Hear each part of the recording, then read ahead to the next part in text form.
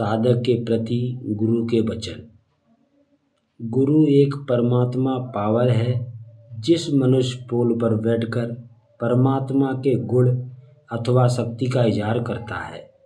गुरु देखने में मनुष्य मालूम होते हैं, परंतु अंतर की शक्ति परमात्मा के साथ मिली रहती है। जैसे एक बिजली का तार ऊपर से रबड़ चढ़ी होती है, परंतु अंतर में पूर्ण पावर काम करती है। उसी रबड़ को उठाकर मनुष्य तार के साथ जुड़ देता है, तब उसकी शक्ति का इजहार होता है और देखने में पूर्ण रूप से मालूम होता है।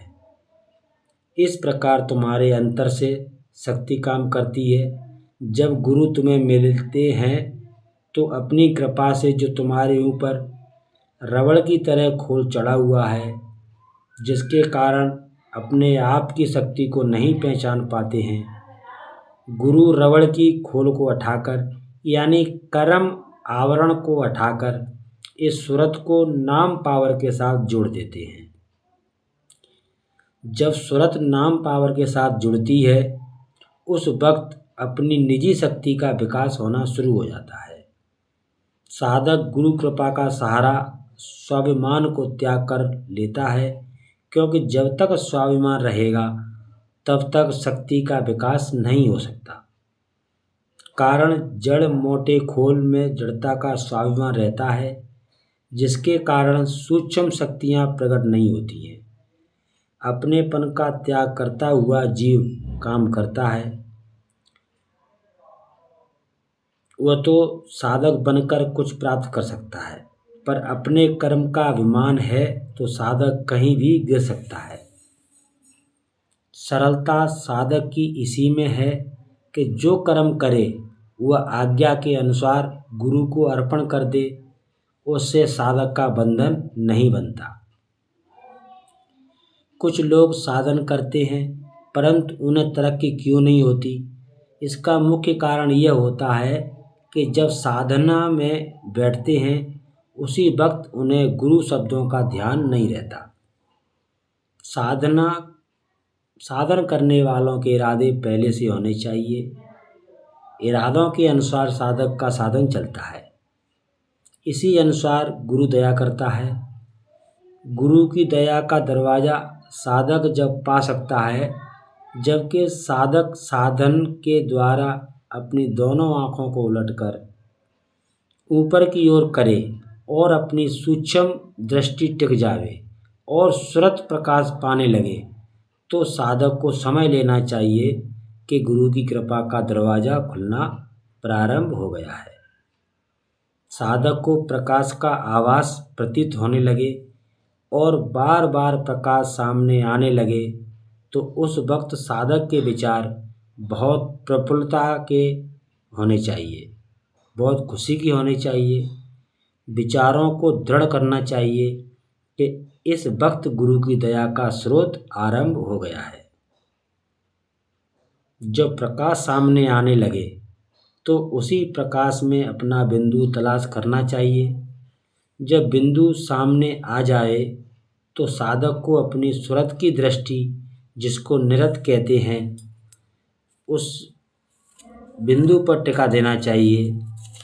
जब सूरत की दृष्टि उस बिंदु पर टिकना शुरू कर दे तो साधक बहुत सावधानी के साथ उसी बिंदु में ये कोशिश करे कि लय होने लगे।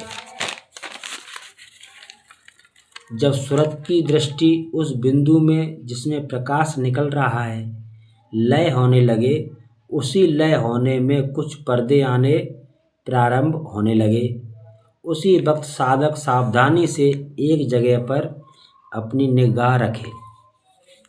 कोशिश साधक इस बात की करे कि जब उस बिंदु में होकर पर्दे दिखाई दे तो साधक सदा पर्दा के साथ न घूम जाए। यदि साधक दृष्टि टिकाते वक्त उन पर्दों के साथ घूम गया तो सत्य है कि जो बिंदु मिल गया था वह भी गायब हो गया और जो प्रकाश पाया था वह भी गायब हो जाएगा। साधक अपनी साधना ही से निराश होता है। साधक को गुरु शब्द याद न रहने से साधन का जो तरीका है उसमें साधक ने गलती की है, इसी कारण साधन नहीं हो पाएगा।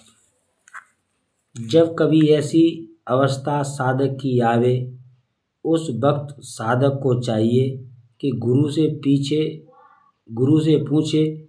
गुरु निकट न हो तो अपने से जो अधिक साधन करता हो और जिसका अनुभव हो, उससे अपनी गलती का तरीका पूछे। फिर साधक निराश नहीं होगा। साधक की दृष्टि उस पर्दे के सामने टिकने लगे और प्रकाश बढ़ता हुआ नजर आवे, तो साधक अपनी निगाह को उसी प्रकाश में कभी कभी उसी प्रकाश पर रखे।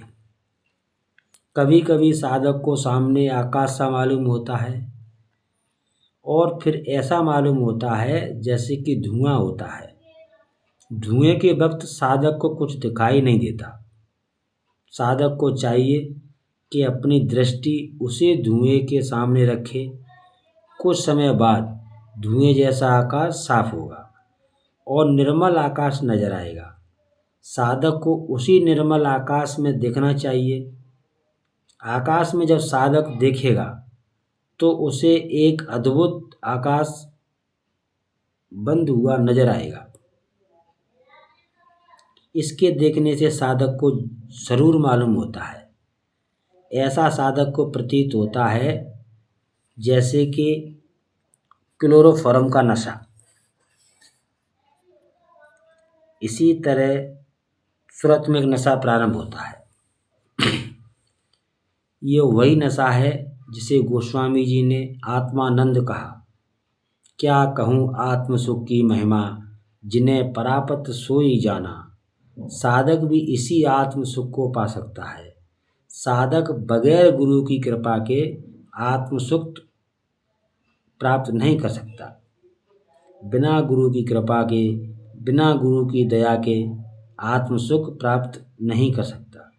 इसी आत्म सुख को पाने के हेतु मनुष्य राजगद्दी पहले से त्याग देता है और उसी आत्म सुख की खोज में लग जाता है। जय गुरुदेव।